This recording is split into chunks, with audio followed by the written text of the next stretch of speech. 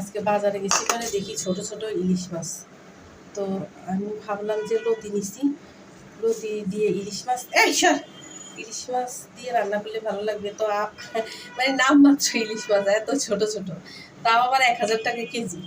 তো এই যে হালকা একটু ডিমও হয়েছে সাথে। তো এই যে 2টা ইলিশ মাছ আনলাম, এখানে 350 টাকা নিচ্ছে। কতটুকু হয়েছে আসলে আমি খেয়াল করি নাই।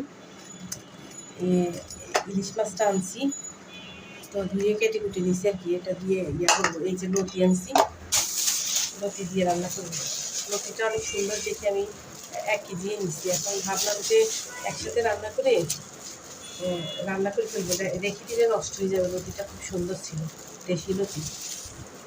তো তাই লতিটা রান্না করবো দেখি। আমি আমাদের জন্য ইলিশ মাছ আনলাম, এই যে আমার আন্ডা বাচ্চার জন্য ঝাটকা ইলিশ আনলাম, চাপিলা বলে আর কি এটাকে। ওরা এইটা দিয়ে ভাত খেতে পছন্দ করে। আর হচ্ছে তেলাপিয়া, তো আজকে তেলাপিয়া কালকে আনছিলাম, ওখানে আসে, তাই আজকে আর তেলাপিয়া মাছ আনলাম না। এখানে আধা কেজি নিয়ে আসলাম আর কেজি চাপিলা মাছ। ওদের আবার কত বাবা, ওরা তাজা ছাড়া খেতে চায় না। তো এই যে আমার প্রতিদিন বাজারে যাওয়া লাগে এই জন্য। তারপরে এখানে আবার এই যে বাহিরে গেলে আমার আন্ডা বাচ্চারা ধরে, এই যে এটা রয়ে গেছে ওখানে, এই কুকুরদের জন্য এগুলো আনলাম। ওরা আমাকে দেখলেই ধরে আর কি। তো আসলে মায়া লাগে, ওদেরও তো অধিকার আছে খাওয়ার আর কি। মনে করেন 2-3 দিন পরে হইলো, একবেলা হইলো তো খাওয়ার পাওয়া উচিত আর কি।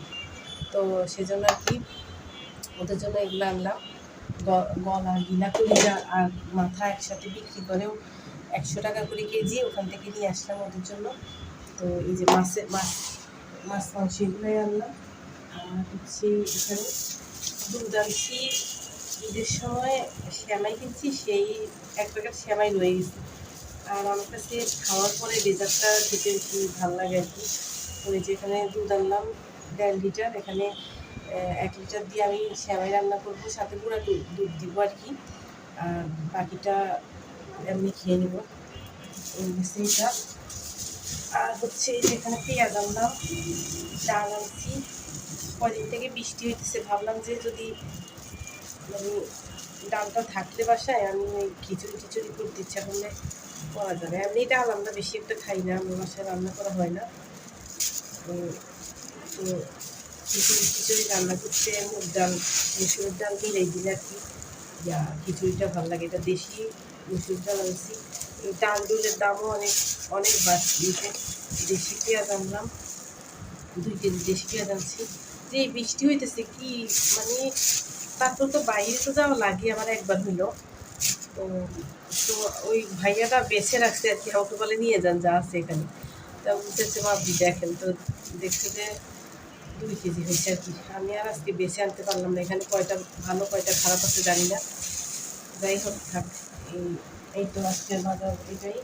এগুলো আনছি। আর কালকে আম আনছিলাম, আমটা আমার রানিদের বাসায় আসছে। কালকে কী করছি মানে হচ্ছে, আমার দেখলেই পছন্দ হয়, মানে একটা দোকান থেকে মানে সবজি টবজি কিনি, উনি আবার গাজীপুর থেকে কাঁঠাল আনে। কালকে একটা কাঁঠাল আনলাম, ওটা নিয়ে আসতেছি। আর ওই ভাইয়া ডাক দিছে, বলে যে ভাইয়া আপু আছে, মানে ভালো আম আছে, নিয়ে যান। তো আমি বলছি না লাগবে, আজকে কাঁঠাল নিয়েছি। তারপর বলে টাকা দেওয়া লাগবে না, নিয়ে যান। তো এত করে বলছে, তো এখন আনলাম আর কি। 2 কেজি আম আনছি, ওই আম আছে ঘরে 2টা। আর হচ্ছে এই তো ওগুলো বাজার করলাম আজকে।